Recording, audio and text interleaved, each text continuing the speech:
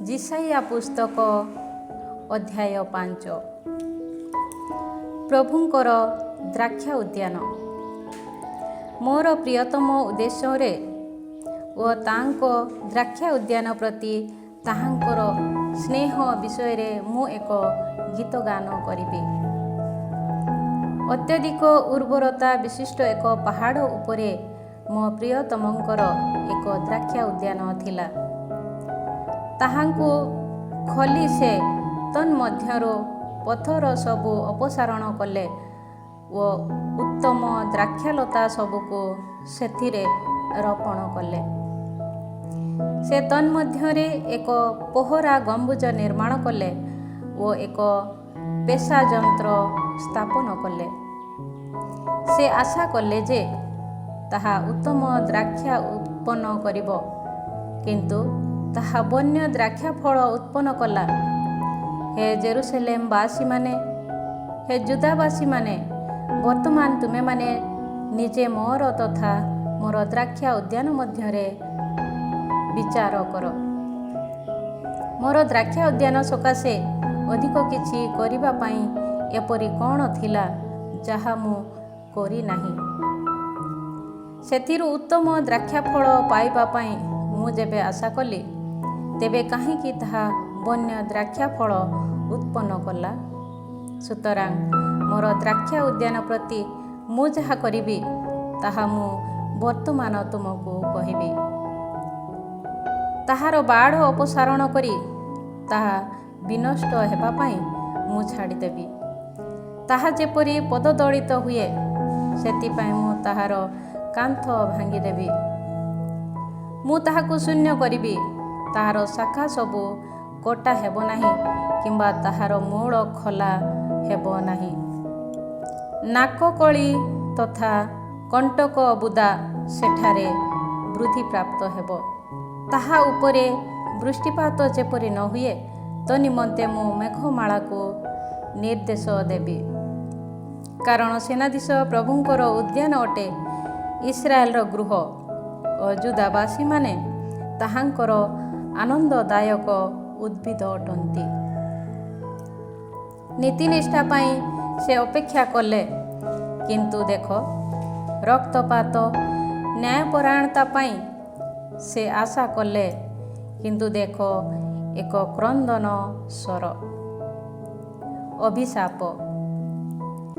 सेठारे आउ स्थान न रहिबा पर्यंत जे माने गोटिए गृह सह अन्यटी गृह ओ एक खेत सह निकटवर्ती खेत जोगाई देशरे एकाकी बास करती से मानंकु धिक।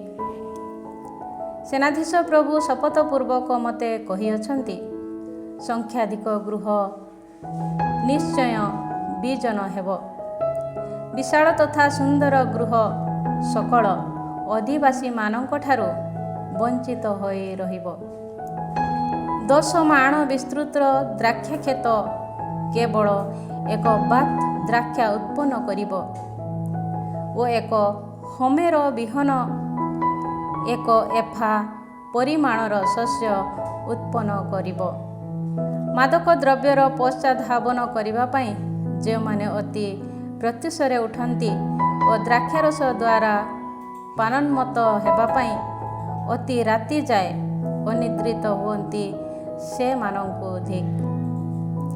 से माने बीणा, सारंग, वाद्ययंत्र, बंशी तथा द्राक्षारस द्वारा भोजी उत्सव करती, किंतु से माने प्रभुंको कार्यकलाप संबंधरे आलोचना करती नहीं, किंबा ताहांकर हस्तकृत कर्म को निरीक्षण करती नहीं। सुतरां मोर सजन अज्ञानहता हेतु बंदी होई निर्वासित हुअंती।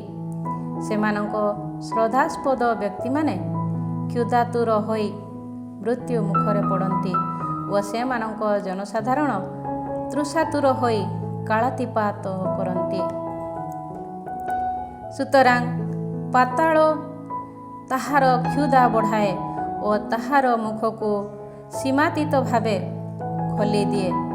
जेरुसलेमर कुड़ीन व्यक्ति माने जनसाधारण सेठाकार विशाल जनता ओ जे माने ताहा संबंधरे ଗୌରବବୋଧ କରନ୍ତି, ସେମାନେ ତନ୍ମଧ୍ୟକୁ ଅବତରଣ କରନ୍ତି। ମନୁଷ୍ୟ ବିନୀତ କରାହୁଏ, ଲୋକେ ଅବନମିତ ହୁଅନ୍ତି, ଅହଙ୍କାରୀମାନେ ଚକ୍ଷୁନତ କରନ୍ତି।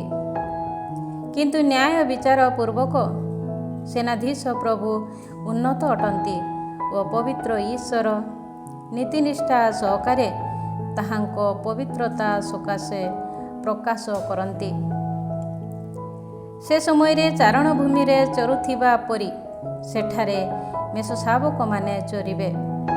ହୃଷ୍ଟପୃଷ୍ଟ ପଶୁ ସକଳ ତଥା ମେଷଶାବକମାନେ ଧ୍ୱଂସାବଶେଷ ମଧ୍ୟରେ ଚରିବେ। ଯେଉଁମାନେ ମିଥ୍ୟା ରୂପକ ରଜ୍ଜୁ ଦ୍ୱାରା ଦୋଷ ଟାଣି ଆଣନ୍ତି ଓ ଶକଟ ରଜ୍ଜୁ ଦ୍ୱାରା ପାପ ଟାଣି ଆଣନ୍ତି, ସେମାନଙ୍କୁ ଧିକ୍। ସେମାନେ କହନ୍ତି, ଆମେମାନେ ଯେପରି ଦେଖିପାରିବୁ, ସେଥି ନିମନ୍ତେ ପ୍ରଭୁ ତ୍ୱରିତ ହୁଅନ୍ତୁ, ସେ ଶୀଘ୍ର ତାହାଙ୍କ କାର୍ଯ୍ୟ କରନ୍ତୁ।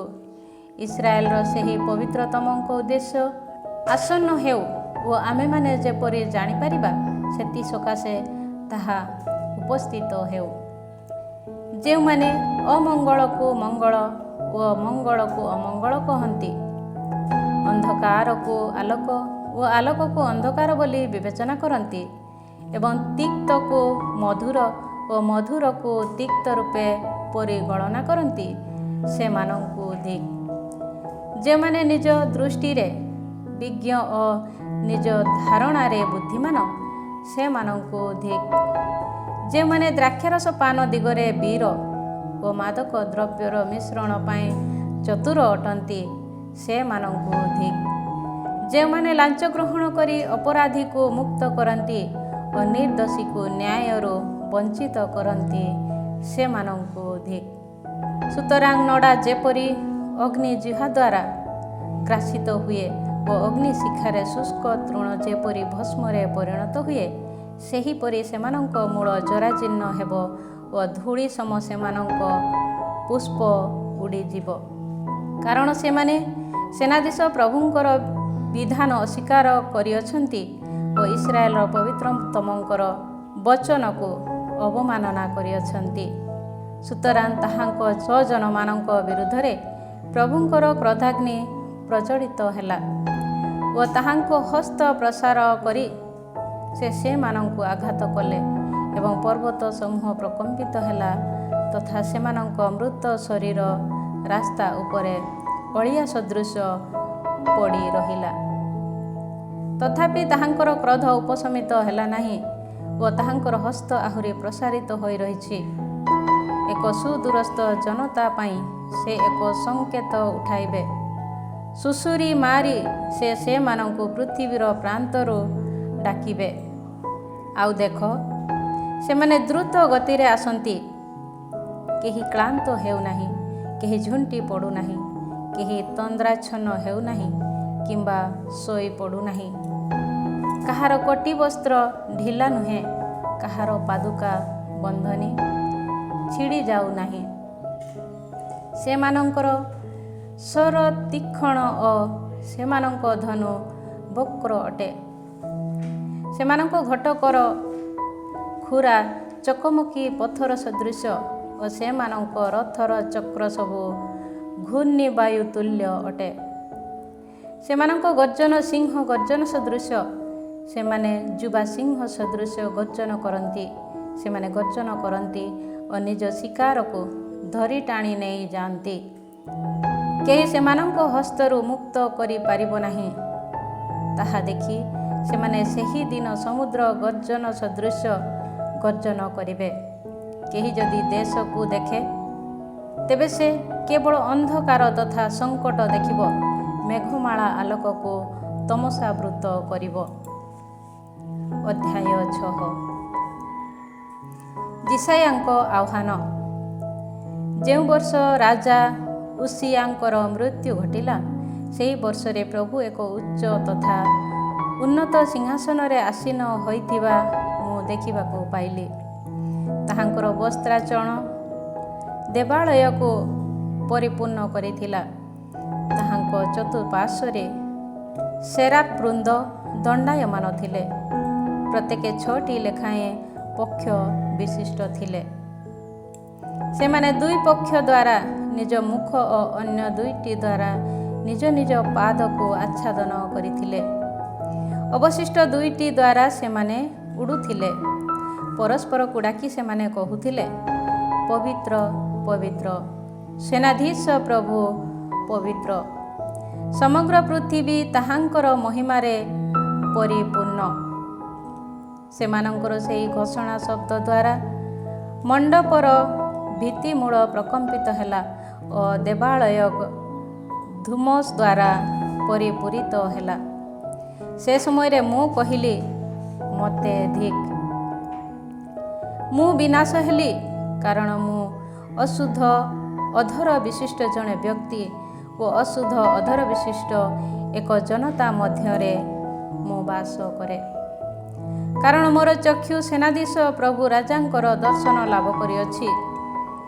ସେ ସମୟରେ ଚିମୁଟା ଦ୍ୱାରା ବଳିପୀଠରୁ ଖଣ୍ଡେ ଜ୍ୱଳନ୍ତ ଅଙ୍ଗରା ଧରି ସେରାଫମାନଙ୍କ ମଧ୍ୟରୁ ଜଣେ ମୋର ସମୀପକୁ ଉଡ଼ି ଆସିଲେ। ମୋ ଅଧରରେ ତାହା ଦ୍ୱାରା ସ୍ପର୍ଶ କରି ସେ ମୋତେ କହିଲେ, ଦେଖ, ଏହା ତୁମ ଅଧରକୁ ସ୍ପର୍ଶ କରିଅଛି। ତୁମ ଦୋଷ ଅପସାରିତ ଓ ତୁମ ପାପ କ୍ଷମିତ ହେଲା। ତତ୍ପରେ ମୁଁ ପ୍ରଭୁଙ୍କ କଥା ଶୁଣିବାକୁ ପାଇଲି, ମୁଁ କାହାକୁ ପଠାଇବି? ମୋ ନିମନ୍ତେ କିଏ ଯିବ? ତହୁ ମୁଁ କହିଲି, ଏହି ମୁଁ, ମୋତେ ପଠାଅ। ସେ ପୁଣି କହିଲେ, ଯାଅ, ଏହି ଜନତାକୁ କୁହ, ତୁମେମାନେ ବାରମ୍ବାର ଶୁଣିବ କିନ୍ତୁ ବୁଝିବ ନାହିଁ, ତୁମେମାନେ ବାରମ୍ବାର ଦେଖିବ କିନ୍ତୁ ଉପଲବ୍ଧି କରିବ ନାହିଁ। ସେମାନେ ଯେପରି ନିଜ ଚକ୍ଷୁରେ ନ ଦେଖନ୍ତି, କାନରେ ନ ଶୁଣନ୍ତି, ହୃଦୟରେ ନ ବୁଝନ୍ତି ଓ ମନ ପରିବର୍ତ୍ତନ କରି ଆରୋଗ୍ୟ ପ୍ରାପ୍ତ ନ ହୁଅନ୍ତି, ସେଥି ନିମନ୍ତେ ଏହି ଜନତାର ହୃଦୟକୁ କଠିନ କର, ସେମାନଙ୍କର କର୍ଣ୍ଣକୁ ରୁଦ୍ଧ କର ଓ ସେମାନଙ୍କ ଚକ୍ଷୁକୁ ମୁଦ୍ରିତ କର। ସେ ସମୟରେ ମୁଁ ପଚାରିଲି, ହେ ପ୍ରଭୁ, କେତେ କାଳ ପର୍ଯ୍ୟନ୍ତ?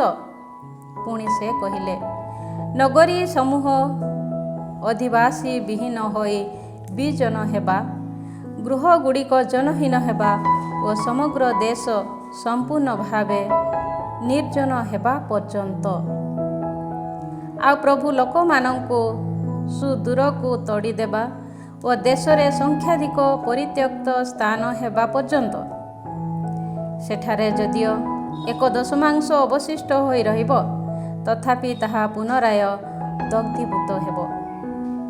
ତାର୍ପିନ ବୃକ୍ଷ କିମ୍ବା ଓକ୍ ବୃକ୍ଷ କଟା ହେଲା ପରେ ଯେପରି ତା'ର ଗଣ୍ଡି ରହିଥାଏ, ସେହିପରି ତାହା ମଧ୍ୟ ଅବଶିଷ୍ଟ ହୋଇ ରହିବ।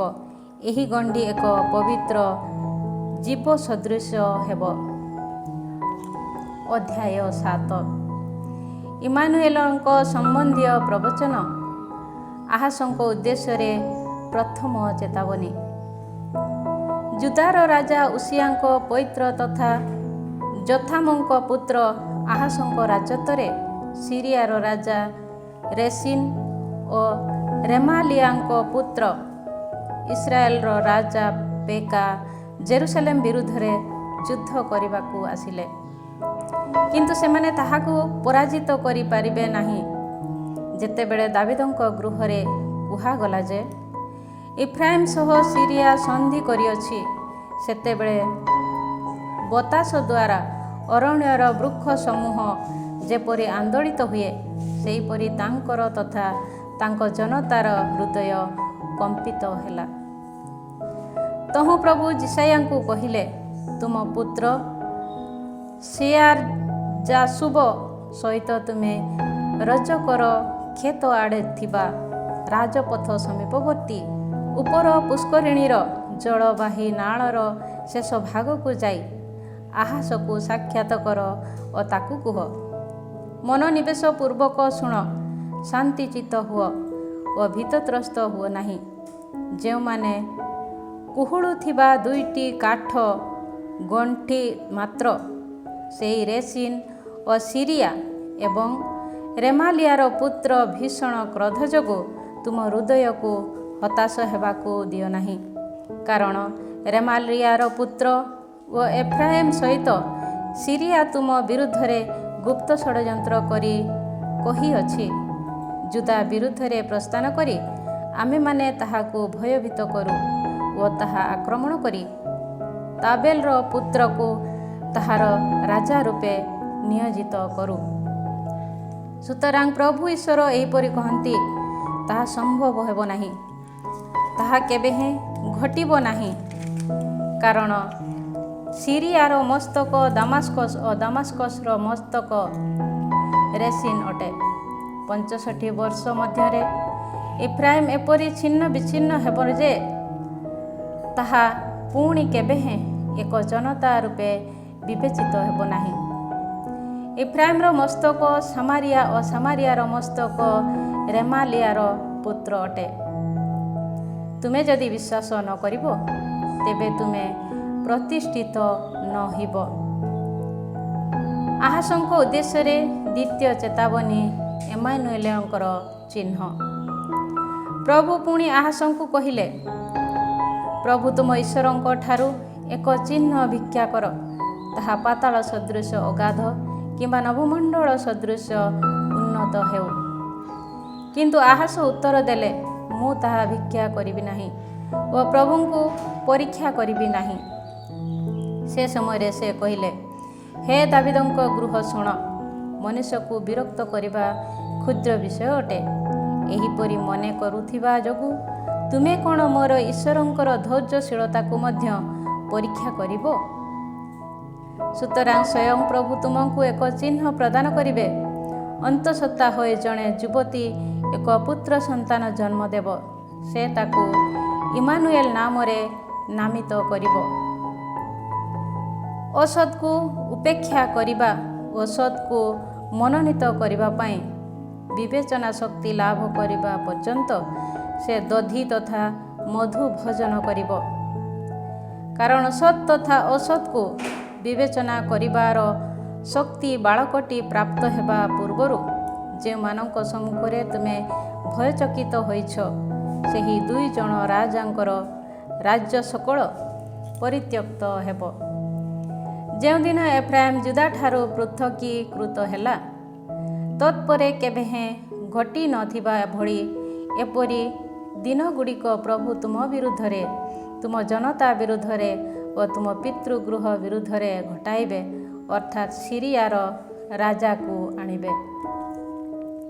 ସେହିଦିନ ଇଜିପ୍ଟର ନଦୀ ସକଳର ଉତ୍ପତ୍ତି ସ୍ଥାନମାନଙ୍କରୁ ମକ୍ଷିକାଗୁଡ଼ିକ ଓ ସିରିଆରୁ ମଧୁମକ୍ଷିକାଗୁଡ଼ିକୁ ସୁସୁରି ମାରି ପ୍ରଭୁ ଡାକିବେ। ଫଳରେ ସେ ସମସ୍ତ ଆସି ଉଚ୍ଚ ଗିରିଶଙ୍କର ପ୍ରସ୍ତର ଫାଟକ, କଣ୍ଟକ ବୁଦାସମୂହ ତଥା ସମସ୍ତ ଚାରଣଭୂମିକୁ ଆଚ୍ଛାଦନ କରିବେ। ସେହିଦିନ ମହାନଦୀର ଅପର ପାର୍ଶ୍ୱରୁ ପ୍ରଭୁ ଭଡ଼ାରେ ଆଣିଥିବା କ୍ଷୁର ଦ୍ୱାରା, ଅର୍ଥାତ୍ ଆସିରିଆର ରାଜାଙ୍କ ମାଧ୍ୟମରେ ମସ୍ତକ, ପାଦର କେଶ ତଥା ଦାଢ଼ି ମଧ୍ୟ କ୍ଷୟ କରିବେ। ସେହିଦିନ ପ୍ରତ୍ୟେକ ବ୍ୟକ୍ତି ଗୋଟିଏ ଅଳ୍ପ ବୟସ୍କା ଗାଭୀ ତଥା 2ଟି ମେଷ ପାଳିବେ। ଯେହେତୁ ସେ ସମସ୍ତ ପ୍ରଚୁର ଦୁଗ୍ଧ ପ୍ରଦାନ କରନ୍ତି, ସେହେତୁ ସେ ଦଗ୍ଧି ଭକ୍ଷଣ କରିବ। କାରଣ ଯେଉଁମାନେ ଦେଶରେ ଅବଶିଷ୍ଟ ରହିବେ, ସେମାନେ ଦଧି ତଥା ମହୁ ଭକ୍ଷଣ କରିବେ। ସେହିଦିନ 1000 ସେକେଲ୍ ରୌପ୍ୟ ମୁଦ୍ରା ମୂଲ୍ୟ ବିଶିଷ୍ଟ 1000 ଦ୍ରାକ୍ଷାଲତା ରପିତ ସମସ୍ତ ସ୍ଥାନ କାନକଡ଼ି ତଥା କଣ୍ଟକ ବୁଦାରେ ପୂର୍ଣ୍ଣ ହେବ। ସମସ୍ତ ଦେଶ କାନକଡ଼ି ତଥା କଣ୍ଟକ ବୁଦାରେ ପୂର୍ଣ୍ଣ ହୋଇଥିବା ଯୋଗୁଁ ଧନୁ ତଥା ଶର ନେଇ ଲୋକେ ସେ ସ୍ଥାନକୁ ଆସିବେ। ଯେଉଁ ସମସ୍ତ ସ୍ଥାନ ପୂର୍ବରେ ଫାଉଡ଼ା ଦ୍ୱାରା ଖୋଳା ହୋଇଥିଲା, ସେ ସ୍ଥାନ ବର୍ତ୍ତମାନ କାନକଡ଼ି ତଥା କଣ୍ଟକ ବୁଦାରେ ପୂର୍ଣ୍ଣ ଥିବା ଯୋଗୁଁ ତୁମେ ସେଠାରେ ପ୍ରବେଶ କରିବ ନାହିଁ। ମାତ୍ର ପଶୁଗୁଡ଼ିକୁ ବନ୍ଧନମୁକ୍ତ କରିବା ଓ ମେଷପଲକୁ ଚରାଇବା ପାଇଁ ଉଦ୍ଦିଷ୍ଟ ସ୍ଥାନରେ ତାହା ପରିଣତ ହେବ। ଅଧ୍ୟାୟ 8 ଯିଶାୟାଙ୍କ ପୁତ୍ରର ଜନ୍ମ। ଏହାପରେ ପ୍ରଭୁ ମୋତେ କହିଲେ, ଏକ ବିଶାଳ ଫଳକ ନେଇ ସେଥିରେ ସାଧାରଣ ଅକ୍ଷରରେ ମାହେର ସଲାଲ ହସବା ବୋଲି ଲେଖ। ତହୁଁ ଯାଜକ ଉରିଆ ଓ ଜେବେରେଖିଆର ପୁତ୍ର ସେଖାରିଆକୁ ଏହି ଲିଖନର ସାକ୍ଷୀ ରୂପେ ମୁଁ ଡକାଇଲି। ତତ୍ପରେ ମୁଁ ଜଣେ ନାରୀ ପ୍ରବକ୍ତାଙ୍କ ନିକଟକୁ ଗଲି ଓ ଗର୍ଭବତୀ ହୋଇ ସେ ଏକ ପୁତ୍ର ସନ୍ତାନକୁ ଜନ୍ମ ଦେଲା। ତହୁଁ ପ୍ରଭୁ ମୋତେ କହିଲେ, ତାକୁ ମାହେର ସଲାଲ ହସବାସ ନାମରେ ନାମିତ କର, କାରଣ ଏହି ଶିଶୁ ମୋର ପିତା କିମ୍ବା ମୋର ମାତା ବୋଲି ସମ୍ବୋଧନ କରିବାକୁ ଜାଣିବା ପୂର୍ବରୁ ଦାମାସ୍କସର ଧନସମ୍ପଦ ତଥା ସାମାରିଆର ଲୁଣ୍ଠିତ ଦ୍ରବ୍ୟ ଆସିରିଆର ରାଜା ସମ୍ମୁଖରେ ବୋହି ନିଆଯିବ।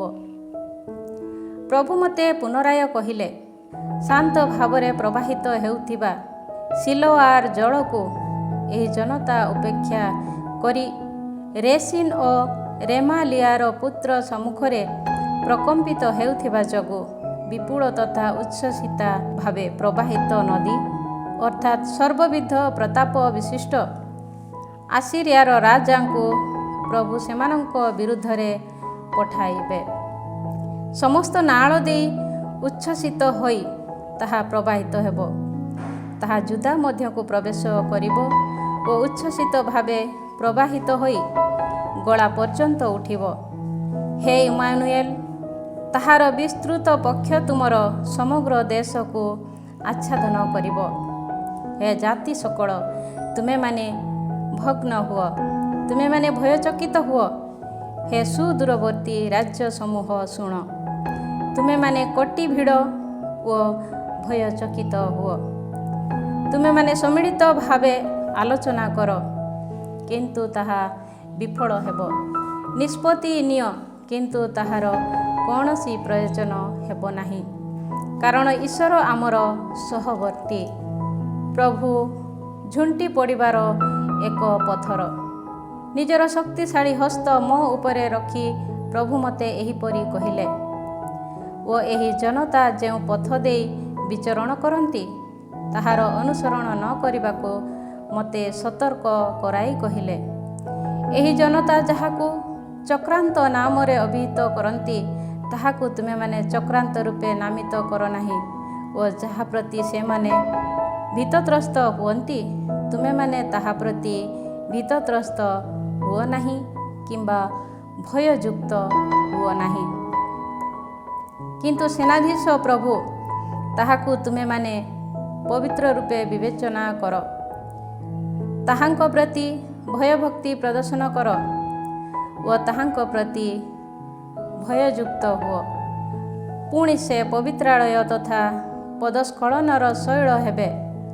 ଇସ୍ରାଏଲର ଉଭୟ ଗୃହକୁ ସ୍ଖଳିତ କରାଉଥିବା ପ୍ରସ୍ତର ସେ ଏବଂ ଜେରୁସାଲେମବାସୀମାନଙ୍କ ପାଇଁ ସେ ଫାନ୍ଦ ତଥା ଫାଶ ହେବେ। ଅନେକେ ତାହା ଉପରେ ଝୁଣ୍ଟି ପଡ଼ିବେ, ପତିତ ହୋଇ ସେମାନେ ଭଗ୍ନ ହେବେ ଓ ଫାଶରେ ପଡ଼ି ଧରା ହୋଇଯିବେ। ନିଜ ଶିଷ୍ୟମାନଙ୍କୁ ଯିଶାୟାଙ୍କର ସମ୍ବୋଧନ। ଏହି ସାକ୍ଷ୍ୟ ପ୍ରମାଣକୁ ବନ୍ଧ ଓ ଏହି ଶିକ୍ଷାକୁ ମୋର ଶିଷ୍ୟମାନଙ୍କ ମଧ୍ୟରେ ମୁଦ୍ରାଙ୍କିତ କରି ରଖ। ଯେ ଯାକୁବଙ୍କ ଗୃହଠାରୁ ସମ୍ମୁଖୀନ ଆଚ୍ଛାଦନ କରି ରଖନ୍ତି ସେହି ପ୍ରଭୁଙ୍କ ପ୍ରତି ମୁଁ ପ୍ରତୀକ୍ଷାରତ ହେବି ଓ ତାହାଙ୍କଠାରେ ମୁଁ ଆସ୍ଥା ସ୍ଥାପନ କରିବି।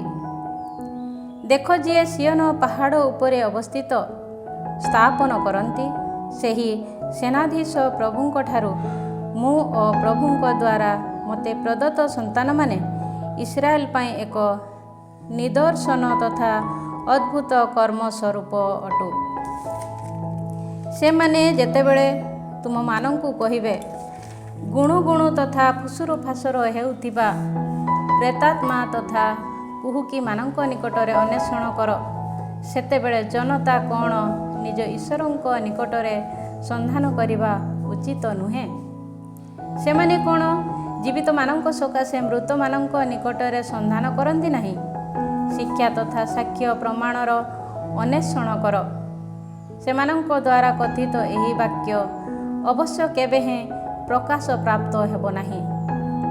ଭୀଷଣ ଦୁର୍ଦ୍ଦଶାଗ୍ରସ୍ତ ତଥା କ୍ଷୁଧାର୍ତ ହୋଇ ସେମାନେ ଦେଶ ତମାମ ଭ୍ରମଣ କରିବେ। କ୍ଷୁଧାତୁର ଥିବା ସମୟରେ କୁପିତ ହୋଇ ସେମାନେ ସେମାନଙ୍କ ରାଜା ତଥା ଈଶ୍ୱରଙ୍କୁ ଅଭିଶାପ ଦେବେ। ସେମାନେ ଊର୍ଦ୍ଧ୍ୱକୁ ନିରୀକ୍ଷଣ କରିବେ ଓ ତତ୍ପରେ ଭୂସ୍ଥଳକୁ ଚକ୍ଷୁନତ କରିବେ, କିନ୍ତୁ ସର୍ବତ୍ର ଦୁର୍ଦ୍ଦଶା, ଅନ୍ଧକାର ଓ ଅତିଶୟ ଦୁଃଖର ତମସାକୁ ସେମାନେ ଦେଖିବାକୁ ପାଇବେ। ଆଉ ସେମାନେ ନିବିଡ଼ ତିମିରରେ ନିମଗ୍ନ